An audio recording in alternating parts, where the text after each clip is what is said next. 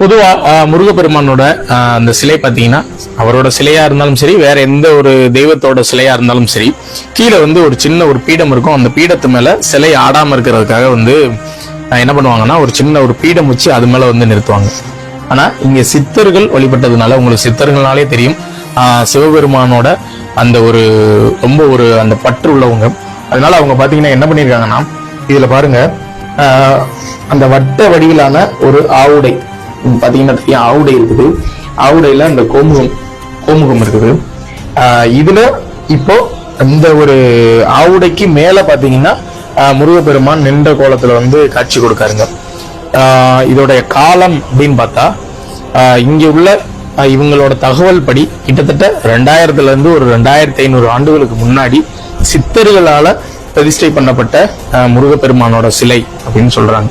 ஆனா பெரிதளவுல யாருக்கும் தெரியாது. விருதுநகர் மாவட்டத்திலே நிறைய பேருக்கு இப்படி இந்த நரிப்பாறையில இப்படி ஒரு சிறப்பம்சம் மிக்க ஒரு முருகப்பெருமான் இருக்காரு அப்படின்றது தெரிய மாட்டேங்குது.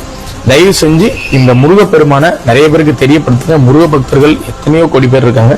அவங்க எல்லாருக்கும் இந்த முருகப்பெருமான இவரோட சிறப்பம்சத்தை இந்த காணொளி மூலம் தெரியப்படுத்துங்க.